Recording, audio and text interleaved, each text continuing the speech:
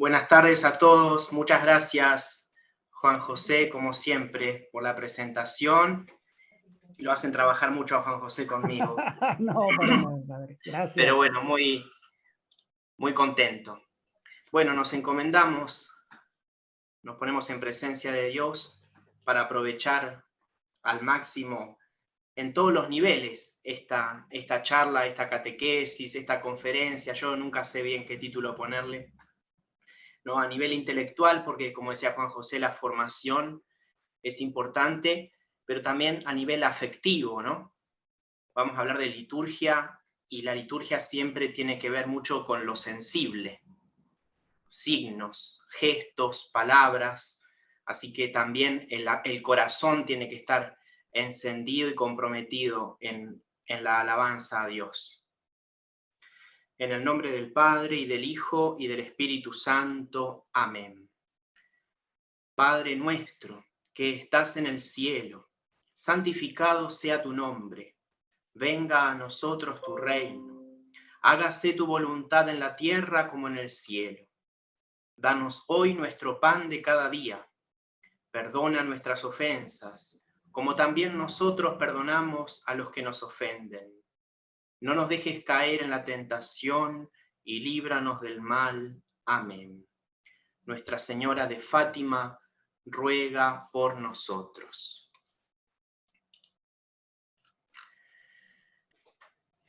Bueno, esta clase se llama La presencia de Cristo en la liturgia.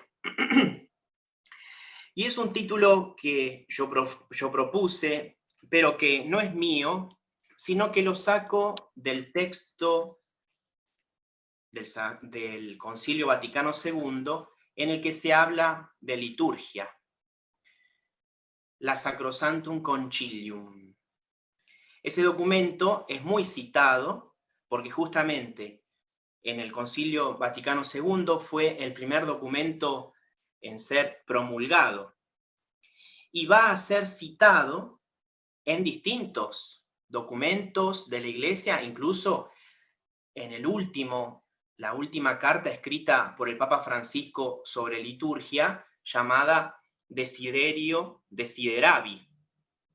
Por lo tanto, ese texto de la Sacrosanctum Concilium siempre es punto de referencia. Vamos a desarrollar Sacrosanctum Concilium número 7. Esa es la fuente principal. Pero también, como les decía, la Sacrosanctum Concilium es referencia para otros documentos, entre ellos el Catecismo de la Iglesia Católica. Estamos a 30 años de su publicación, por lo tanto estamos en un nuevo aniversario de la promulgación del Catecismo, promulgado por el Papa San Juan Pablo II. Y este tema entonces de la presencia de Cristo en la liturgia lo encontramos básicamente en dos números. En el 1088 y en el 1373. La primera fuente, digamos, tiene que ver justamente con la liturgia, porque se va explayando el catecismo cuál es el rol de Cristo en la liturgia, va analizando cada una de las personas de la Trinidad, qué función cumplen en la liturgia, el Padre, el Hijo y el Espíritu Santo. Y ya en el otro número, que se habla más de la moral de la Iglesia, ya está en la tercera parte, se recuerda el capítulo 25 del Evangelio según San Mateo, donde Jesús, ¿no?, en el juicio final, tuve hambre y me diste de comer, tuve sed y me diste de beber, ¿no? Las obras de misericordia. En esos dos documentos entonces se basa esta charla. Sacrosanctum Concilium y Catecismo de la Iglesia Católica. Básicamente son las dos fuentes principales.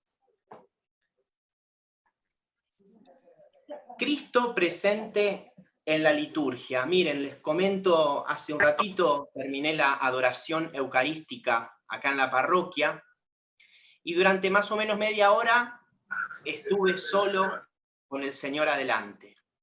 No había venido nadie. Yo también estoy disponible para las confesiones en ese momento. Y esto es lo primero que resalta nuestra fe. Esa presencia de Cristo en la liturgia de modo especial, fuerte, intenso, como se dice en la teología eucarística, verdadero, substancial y real. Cristo está presente en la Eucaristía. Esa es la máxima presencia de Cristo en la tierra. Esa es nuestra fe. Que las palabras de la consagración, cuando las pronuncia el sacerdote, teniendo en sus manos un poco de pan y el cáliz con el vino, dejan de ser pan, deja de ser vino, para estar ahí Cristo todo entero. Esa es la principal presencia de Cristo en la liturgia, la presencia bajo las especies eucarísticas, bajo la apariencia de pan, bajo la apariencia de vino. Eso es lo máximo. Y esa presencia la encontramos entonces cuando participamos de la Eucaristía, la encontramos cuando hacemos una visita al Santísimo, ¿no? A una iglesia, cuando están las puertas abiertas, podemos entrar a rezar, lo encontramos ahí, Cristo está presente ahí. Y también cuando está expuesto como Santísimo, ¿no? En la Eucaristía, en la custodia. Ahí vamos a llegar. Pero hay otros tipos de presencia de Cristo en la liturgia. Esa es la máxima.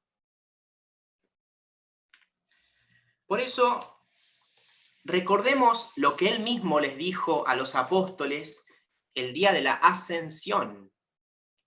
Mateo capítulo 28, versículo 20. En el último versículo, Jesús asciende mientras los bendice. Los bendice diciéndoles: estoy con ustedes hasta la consumación de los siglos. Estoy con ustedes todos los días hasta el fin del mundo. Distintos modos de traducir. Pero eso los apóstoles lo consideraron verdadero y nosotros también. Cristo está con nosotros hasta el fin del mundo. Claro, no es la presencia física de la que gozaron y disfrutaron los apóstoles, que recordemos, comieron con él, cantaron con él, caminaron con él, compartieron tantas cosas. Jesús resucitado les preparó el desayuno, si se acuerdan, ¿no? Dentro de las apariciones de Jesús resucitado. Claro, no es ese tipo de presencia la que gozamos en la liturgia, no es la presencia física corporal, porque desde el momento de la ascensión, esa presencia ya no está. Pero, paréntesis, es posible, es verdad, cada tanto sucede, que Cristo se le aparezca físicamente a algunas personas. De hecho, ayer o antes de ayer, se me mezcla un poco, celebramos a Sor Faustina. A Sor Faustina, esa religiosa polaca, se le apareció Jesús con todo el mensaje de la misericordia e incluso le pidió que lo pinte, mejor dicho, que lo haga pintar, que consiga a un pintor, ella le describa lo que había visto, o sea, Jesús físicamente. Y esa es una de las pinturas que tenemos de Jesús. O sea, Sor Faustina lo vio a Jesús físicamente. Me llama mucho la atención cuando a los nenes de catequesis les digo que yo nunca lo vi a Jesús. Los nenes se empiezan a mirar entre ellos como que no entienden, ¿cómo que nunca lo vio? Entonces yo explicándoles, no, yo nunca lo vi a Jesús con estos ojos. Creo en Jesús, siento la presencia de Jesús porque veo las cosas que va haciendo en distintas personas, pero yo nunca lo vi. Por eso, esa presencia física, digo, que los apóstoles disfrutaron durante 3 años, ¿no? Se cortó con la ascensión. Esa humanidad física de Cristo, esas manos traspasadas, pies, costado, ese cuerpo transfigurado que caminaba sobre el agua, esa presencia física ya no está. O sea, el tiempo de la liturgia que viene después de la ascensión, después de Pentecostés, goza de la presencia de Cristo, si no la liturgia no tendría sentido, pero no de una presencia física.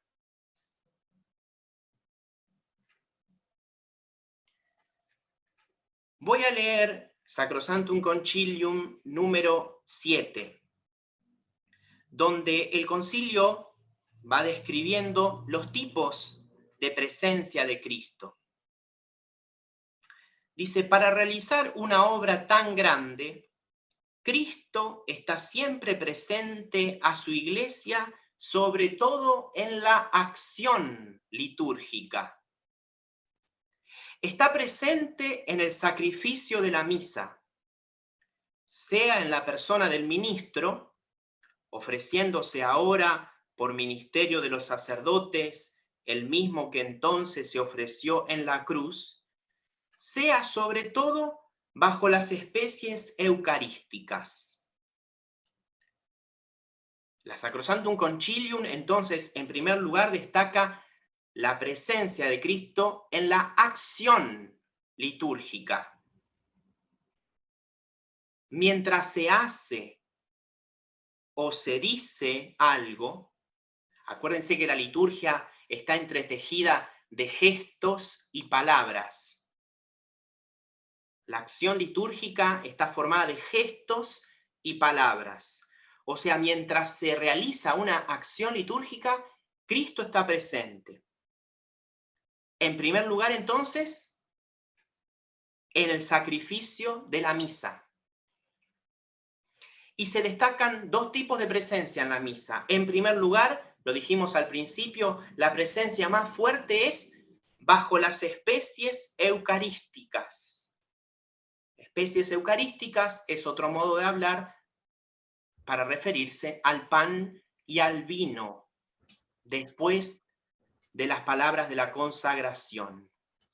O sea, el pan y el vino transubstanciados, la transubstanciación. Pero la segunda presencia que la Sacrosanctum Concilium destaca en la misa es en la persona del ministro. Porque Cristo está presente en el sacerdote. Y de modo particular o de modo específico, cuando pronuncia las palabras de la consagración. Porque recordemos que las pronuncia en primera persona del singular. Las pronuncia de un modo lento, marcando las palabras, de un modo reverente, de un modo solemne. Incluso el libro litúrgico, el misal, destaca las palabras de la consagración en mayúscula, en imprenta mayúscula. El sacerdote las tiene que pronunciar inclinado. Las pronuncia revestido. Porque no es él el que está pronunciando esas palabras. De hecho, muchas veces aparece en los videos, ¿no? Incluso en los que son para niños o algunos documentales, ¿no? Sobre la misa, aparece el sacerdote celebrando la misa y de repente como que el sacerdote desaparece y aparece Cristo en lugar de él. Nosotros creemos entonces que sobre todo en el momento de la consagración, ahí está Cristo, en la persona del ministro que está pronunciando esas palabras. Porque el sacerdote celebra la Eucaristía y los otros sacramentos, ya lo vamos a ver, in persona Christi capitis, en la persona de Cristo cabeza. No es el padre Jonathan, el padre Miguel, el que celebra la misa. Todos los sacramentos son celebrados por Cristo, por el Cristo total, dice el catecismo, ¿no? Cuando se pronuncia, ¿quién celebra? El Cristo total. Y especialmente, digo, estamos hablando de esta presencia de Cristo en la Eucaristía, en la persona del ministro. ¿Por qué digo?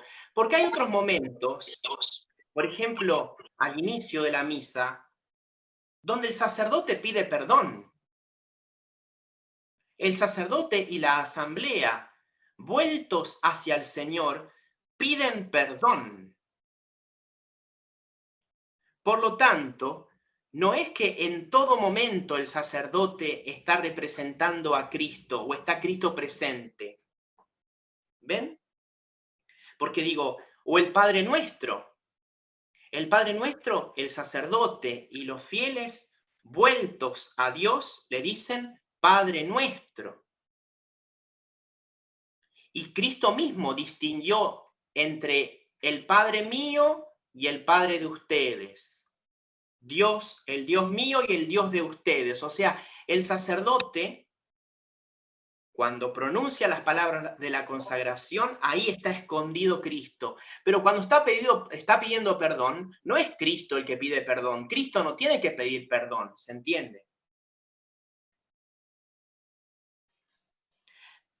Pero volvemos. La presencia de Cristo en el sacerdote está. Sigue la Sacrosanctum Concilium. Está presente con su virtud en los sacramentos. De modo que cuando alguien bautiza, es Cristo quien bautiza.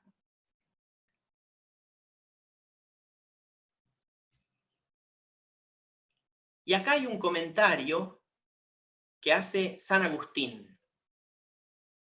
Porque San Agustín lo hace a propósito, con toda intención. Dice, cuando Pedro bautiza, es Cristo quien bautiza. Pensemos en Pedro después de la conversión, después de sus lágrimas, digamos Pedro como el primer papa al que Jesús le confió las ovejas, incluso los otros apóstoles que son ovejas, ¿no? Dice, cuando Pedro bautiza, es Cristo quien bautiza. Cuando Judas bautiza, es Jesús el que bautiza. Esto así tan simple, ¿no? Pedro bautiza, Jesús es el que bautiza, Judas bautiza, es Jesús el que bautiza, no siempre estuvo claro en la iglesia. ¿Por qué? Porque en un momento, al inicio, siglo III, siglo IV, se creía que el sacerdote indigno, pensemos que estaba en pecado mortal, cuando celebraba un sacramento, lo celebraba inválidamente. No valía ese sacramento. Si un sacerdote celebraba la misa en pecado, la misa no tenía valor. Si yo me confesaba con un sacerdote que estaba en pecado, Dios no me perdonaba. Si un sacerdote hacía un bautismo estando en pecado mortal, no había bautismo. La Iglesia condenó eso como un error. Porque es Cristo el que está presente por su virtud, por su fuerza, en cada uno de los 7 sacramentos. Por eso digo esa distinción que hace San Agustín. Pedro bautiza, es Jesús el que bautiza. Judas bautiza, es Jesús el que bautiza. El tercer tipo de presencia que destaca la Sacrosanctum Concilium número 7 es en la palabra. Cristo está presente en su palabra. Pues cuando se lee en la iglesia la Sagrada Escritura, es Él quien habla. Y esto es muy importante Porque aprovecho a decir, claro, el Evangelio, cuando uno en la liturgia de la palabra, el sacerdote, el diácono o el obispo, ¿no?, lee el Evangelio, claro, esas son palabras de Jesús. Son precedidas por el canto del aleluya. Puede haber incienso, puede haber velas. Nos ponemos de pie. Supuestamente es la lectura el culmen de la liturgia de la palabra, ¿no?, el Evangelio. Pero recordemos, acabamos de terminar el mes de la Biblia, que nosotros somos la religión de la palabra, no la religión del libro. Somos la religión de la palabra que se hizo carne. Por lo tanto, todas las lecturas, el Antiguo Testamento, cuando se lee un libro histórico, o los Salmos, o las cartas de Pablo, también son palabra de Dios. Y en sentido amplio, Cristo también está presente en esas palabras, porque Él es la palabra eterna del Padre. Recordemos cómo empieza el Evangelio según San Juan. En el principio existía la palabra, y la palabra estaba junto a Dios, y la palabra era Dios. Primer versículo. Y el versículo 14 dice, y la palabra se hizo carne. Lo rezamos en el Ángelus. Por eso es importante la presencia de Cristo en su palabra. Claro, en la palabra proclamada, pero antes de ser proclamada o antes de haber sido puesta por escrito por los hagiógrafos, es palabra eterna, es palabra de Dios. En griego se dice logos, y el Evangelio empieza en su original en argé, en hologos.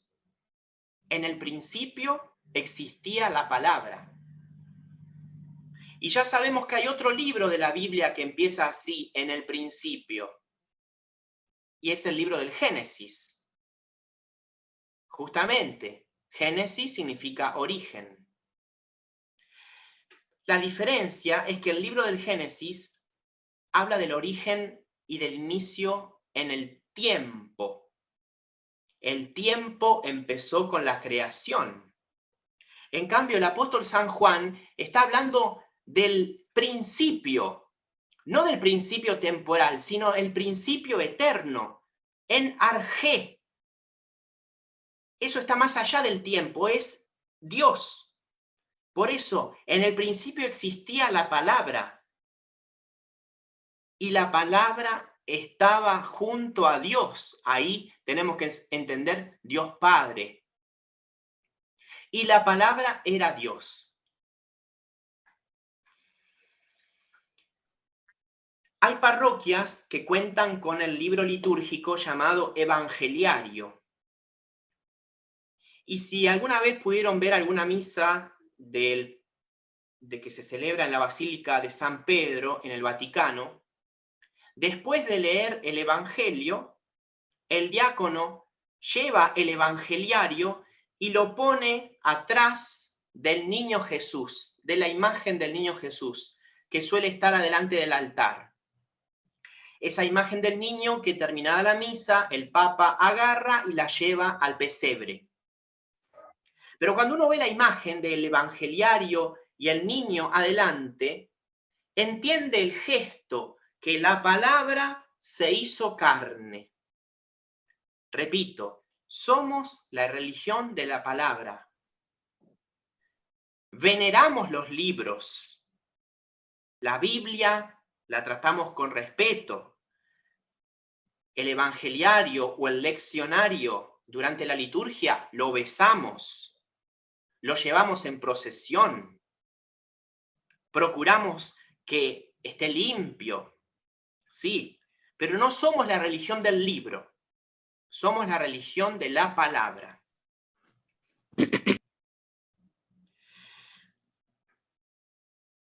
Está presente, por último, cuando la iglesia suplica y canta salmos.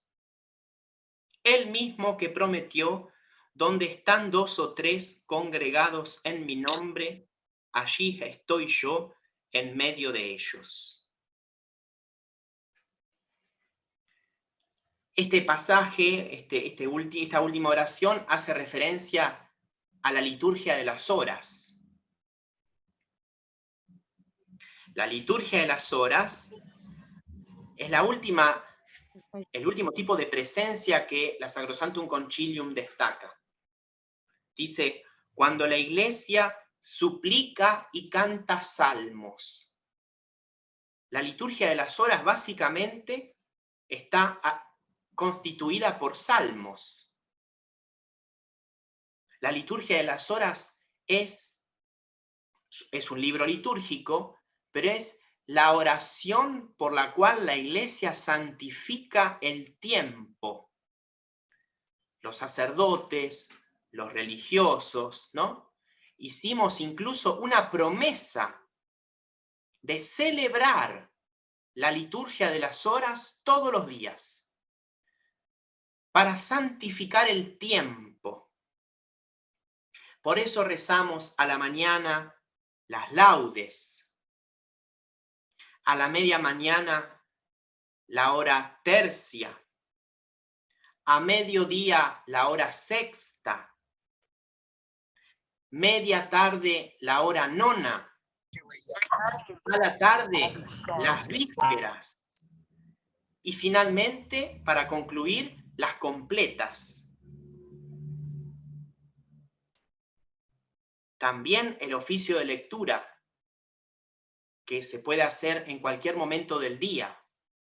Pero ven, la iglesia, la Sacrosanctum Concilium destaca que cuando se reza la liturgia de las horas, donde en la misma Sacrosanctum Concilium se motiva a los fieles laicos a que recen la liturgia de las horas,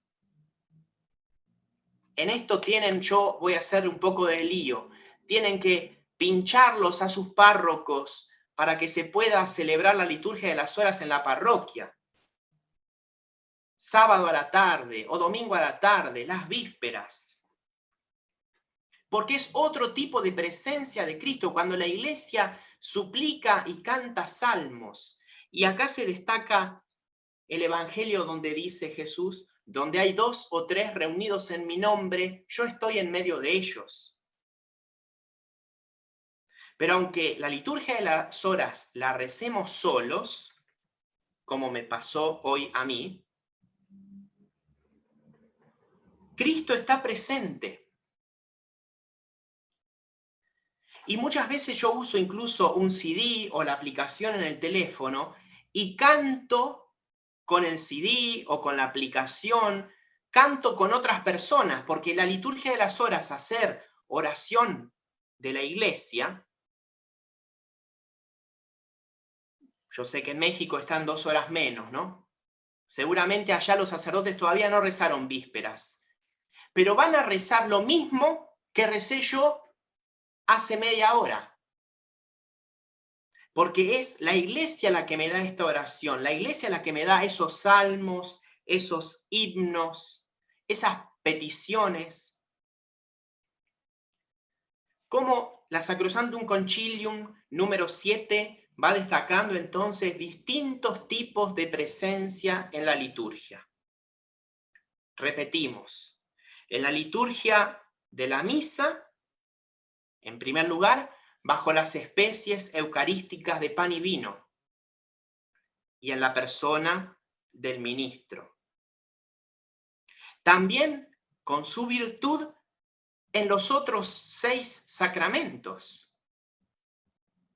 bautismo, confirmación, reconciliación, unción de los enfermos, matrimonio, orden sagrado. Cristo está presente por su virtud, por su fuerza.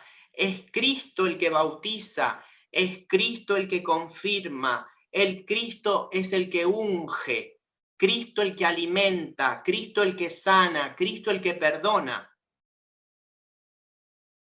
Está presente en su palabra porque es la palabra.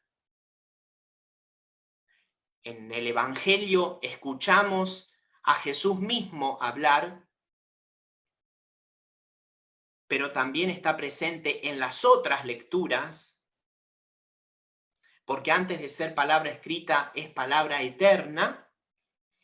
Y finalmente, la Sacrosanctum Concilium recuerda la presencia de Cristo en la liturgia de las horas.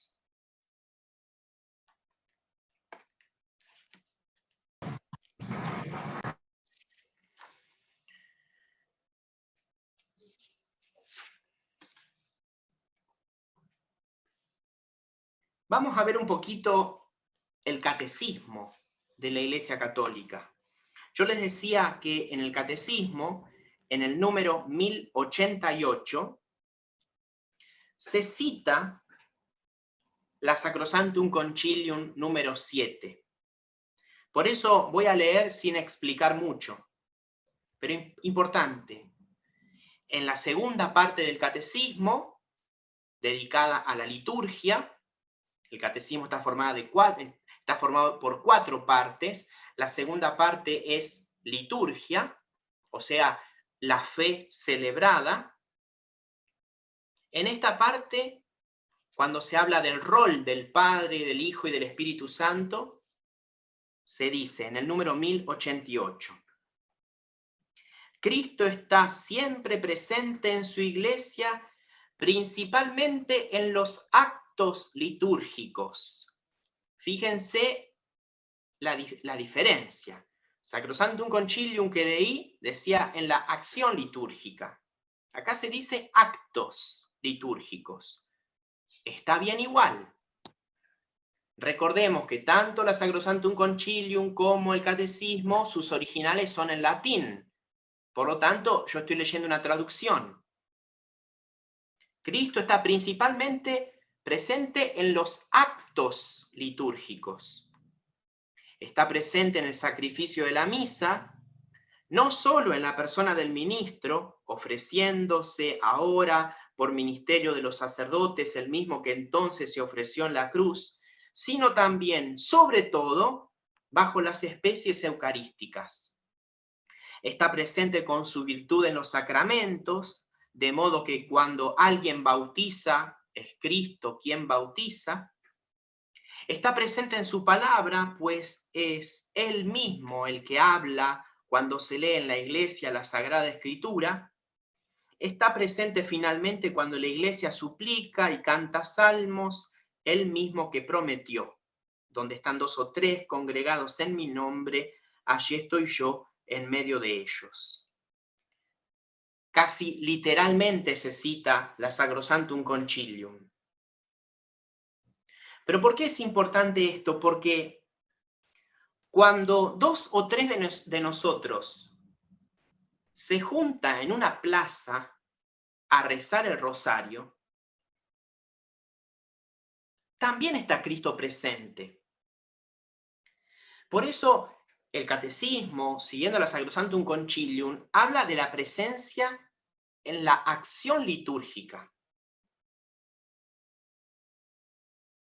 Porque vuelvo, también está presente conmigo cuando ando solo por la calle. La bendición de San Patricio, que suele estar en la unción de los enfermos. Cristo vaya delante de ti para guiarte, detrás de ti para protegerte, al lado tuyo para acompañarte. O sea, Cristo está todos los días con nosotros. Pero la Sacrosanctum Concilium y el Catecismo destacan que la principal presencia de Cristo es en la acción litúrgica. Por eso acá volvemos un poquito más para atrás. Hay que saber qué es la liturgia. O hay que saber qué son los sacramentos. Si no, no se entiende. La liturgia es el ejercicio del sacerdocio de Cristo.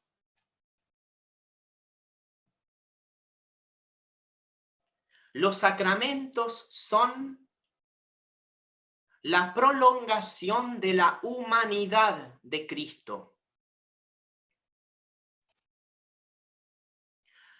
Cuando uno tiene presente entonces qué es la liturgia, que es el ejercicio del sacerdocio de Cristo, por lo tanto, Cristo que le rinde culto al Padre, Cristo que santifica a los hombres. Cuando uno tiene en cuenta que los sacramentos son la prolongación de la humanidad de Cristo, entiende ahora sí que Cristo esté presente en la liturgia. Que no sea lo mismo encontrarme con Cristo en mi casa, que puedo tener un rinconcito con imágenes, con velas, con incienso incluso, pero no es la misma presencia que tengo en mi casa, en mi oratorio, en mi altar, que la que voy a tener en contacto con la liturgia. A través de esos signos, de esos gestos y de esas palabras. Ejercicio del sacerdocio de Cristo. Eso es la liturgia, en la cual Cristo mismo lo glorifica al Padre, le rinde culto al Padre. Pero es el mismo Cristo que en esa acción de glorificar al Padre, por su pasión, muerte y resurrección, el misterio pascual, santifica a los hombres. O sea, Cristo realizó por el misterio pascual una acción que tiene dos direcciones. Una dirección ascendente de glorificación de Dios y otra dirección descendente. Eso que Cristo hizo, glorificar al Padre y santificar a los hombres, a todos, varones y mujeres, se continúa en la liturgia. Él mismo lo continúa en la liturgia. Por eso, cuando uno busca la definición de liturgia, siempre aparece por ahí el tema de los sacramentos. Cuando uno va a escuchar una charla de liturgia, tiene que decir, me van a hablar de los sacramentos. En algún momento van a aparecer los sacramentos. Claro, porque la liturgia es básicamente los sacramentos, no solamente.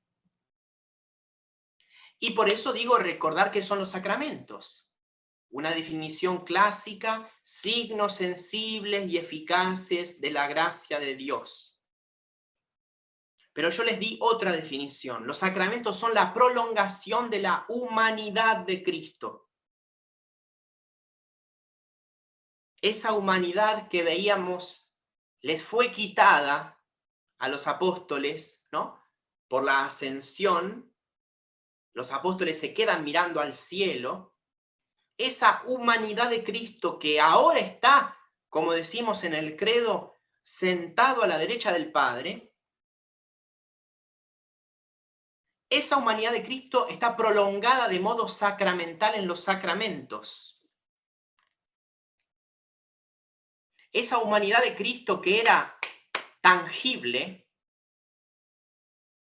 audible, por eso decía que los apóstoles cantaron con Jesús.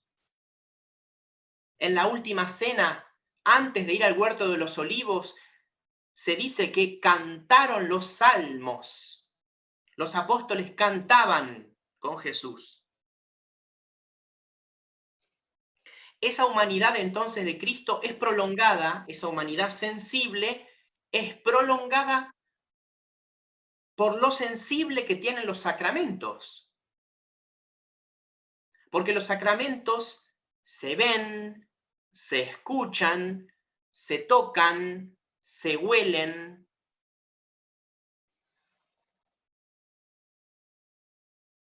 Los sacramentos son la prolongación de la humanidad de Cristo.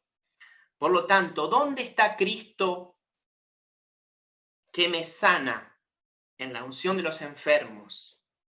¿Dónde está Cristo que me perdona en la reconciliación? ¿Dónde está Cristo que me que me confirma en la confirmación? ¿Dónde está Cristo que me alimenta como alimentó a las multitudes? En los sacramentos. Por eso es importante destacar este tipo de presencia, entonces. Presencia de Cristo en la liturgia. Digo, estar atentos porque nuestra religión es una religión que tiene mucho de sensible. Ver, tocar, oler, gustar, escuchar, los 5 sentidos. ¿Por qué se huele incienso? ¿Por qué recibo aceite con perfume en la frente? ¿Por qué como? ¿Por qué apoyan la mano sobre mi cabeza? Porque los sacramentos prolongan la humanidad de Cristo. ¿Dónde lo tocamos? ¿Dónde lo olemos? ¿Dónde lo escuchamos a Cristo? En la liturgia.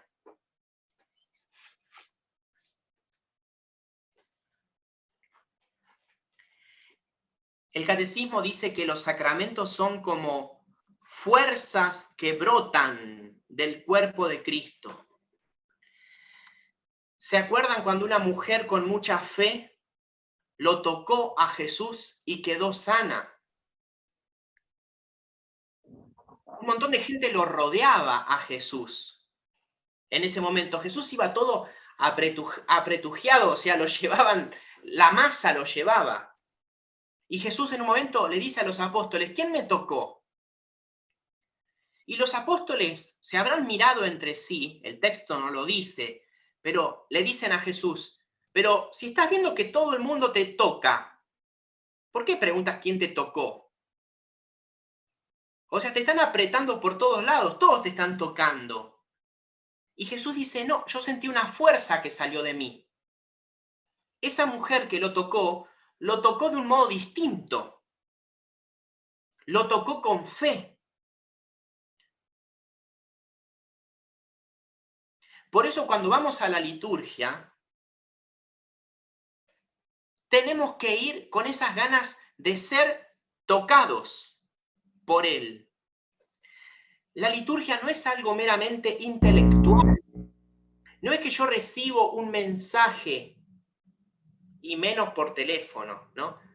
Por eso, olvídense de los teléfonos cuando vayan a la liturgia.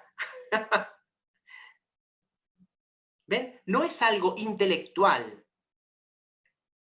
Es algo integral. Hay un mensaje intelectual, sí, claro. Pero sobre todo hay un mensaje sensible. Por eso tendré que estar muy atento a los signos. La otra vez una alumna me preguntaba si estaba bien participar de la misa con los ojos cerrados.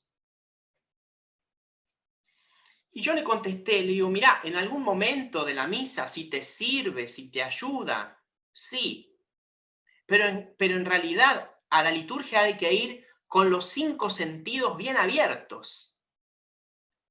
Porque como la liturgia está entrelazada, constituida de signos sensibles, esos signos sensibles son captados por los sentidos.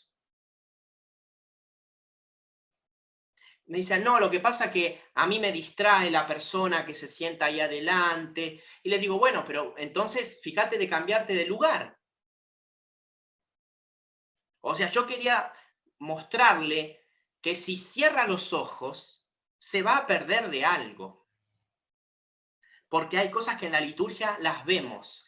Porque Jesús fue visto caminar sobre el agua. Si yo no vuelvo,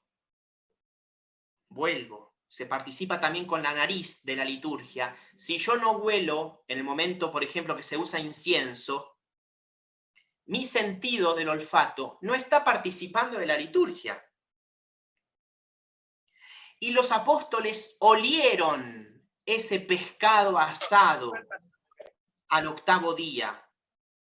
Acuérdense que los apóstoles no habían pescado nada esa noche. Con la desilusión, ellos, pescadores, no pescaron nada. Y de repente ven que hay alguien al amanecer del octavo día, ¿no? A la orilla haciendo un pescado asado. Eso se tiene que oler, ¿ven? Y les dice Jesús, muchachos, ¿tienen algo para comer? Y Juan, que lo reconoce, dice, es el Señor. Lo reconoce porque lo escuchó. Y Pedro, que se tira al agua desesperado. Pedro siempre que primero hace y después piensa. Pero ya lo conocemos a Pedro. Pedro con ropa y todo se tira al agua. Y dicen que estaban cerca de la orilla. Pero ven, todo eso sensible, entonces, ¿dónde lo tenemos? En la liturgia. Por eso, estas presencias que destaca la Sacrosanctum Concilium y el Catecismo de la Iglesia Católica. Sacrosanctum Concilium en el número 7, el Catecismo en el 1088. Y voy a terminar leyendo el 1373. Porque en el 1373, donde justamente se está hablando de la misa, dice así: Cristo Jesús, que murió, resucitó, que está a la derecha de Dios e intercede por nosotros, está presente de múltiples maneras en su iglesia.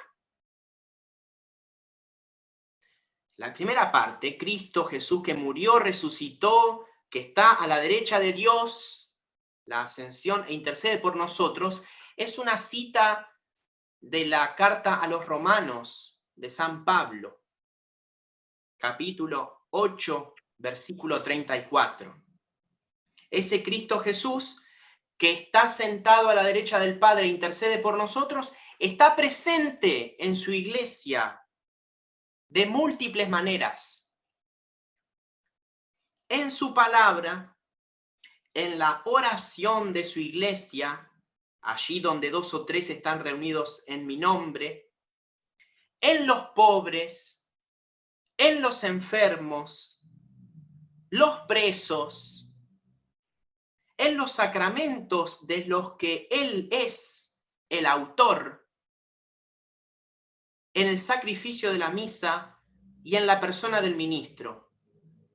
Pero sobre todo está presente bajo las especies eucarísticas. Por lo tanto, ¿por qué la Iglesia incluso lo pone como precepto? Nos insiste en la misa del domingo. Porque quiere que estemos con Cristo. Aunque uno no pueda comulgar por X motivo. Pero aunque yo no pueda comulgar, Cristo está ahí. El poder de Cristo, Cristo mismo, está presente en la Eucaristía.